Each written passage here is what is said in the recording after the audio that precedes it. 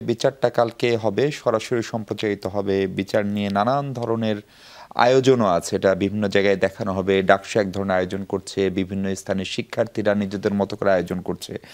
ফলে বিচারটা খুবই দৃশ্যমান এবং সরাসরি সম্প্রচারিত। সেটি উনি ব্যারিস্টার উনি বলছেন এটা স্বচ্ছতাও খানিকটা নিশ্চিত করে।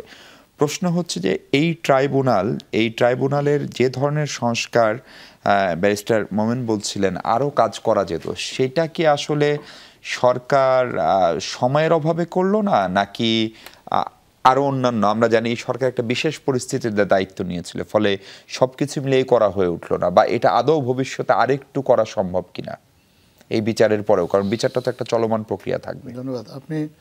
আপনার শেষ কথাটা দিয়ে আমি আসলে শুরু করতে চাই যে এটা একটা কন্টিনিউয়াস প্রসেস, এবং এই জুলাই গণ অভ্যুত্থানকালে অনেকগুলো অপরাধ সংঘটিত হয়েছে, অনেকগুলো মানুষ হত্যাকাণ্ডের শিকার হয়েছে, হাজার হাজার মানুষ আহত হয়েছে। এবং শুধুমাত্র যে জুলাই গণ অভ্যুত্থানের সময় এই অপরাধগুলো সংঘটিত হয়েছে তা না, জুলাইয়ের আগেও গুম, খুন, নিপীড়নের অনেক চিত্র উঠে এসেছে, এবং সেগুলো কিন্তু এই ট্রাইব্যুনালে গিয়েছে, তার কিছু কিছু মামলা সেগুলো গিয়েছে। তো আমরা হয়তো সামনে সেই মামলাগুলো দেখতে পাবো, সেগুলোর রায়।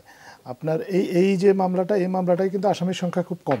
আপনার মাত্র ৩ জন, এর মধ্যে একজন তার অপরাধ স্বীকার করে নিয়ে আপনার রাজসাক্ষী হয়েছেন। আর বাকি যে দুইজনের অপরাধ এটা কিন্তু আমাদের দেশের সাধারণ মানুষের সামনে এমনিতেই পরিষ্কার।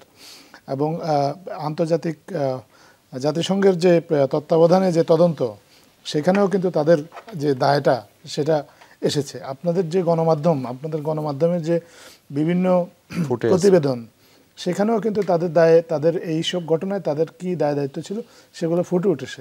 সো এগুলো একেবারে ওপেন শার্ট কেস বলতে আমি যেটা বোঝাচ্ছি যে এইখানে এই যে ঘটনাগুলো, এখানে কারা তাদের কতটুকু দায়ভার বা তারা কিভাবে এই অপরাধ সংগঠনের সাথে সম্পৃক্ত ছিলেন, এটা কিন্তু দেশের মানুষ জানে।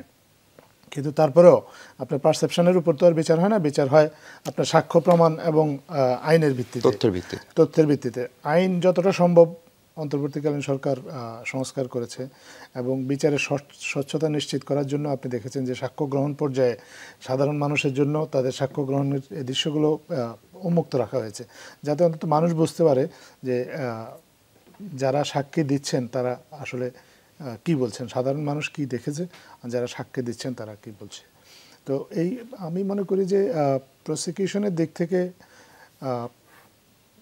যতটা সম্ভব স্বচ্ছতা মেনটেন করা সম্ভব ততটাই করার চেষ্টা করা হয়েছে। সরকারের দিক থেকে মামলা তদন্তের জন্য পুলিশ মামলা তদন্ত করেছে, এই তদন্তে প্রসিকিউশন তাদেরকে সরকারের দিক থেকে যে সহযোগিতা প্রয়োজন ছিল দেওয়ার, সেটা সরকার করেছে।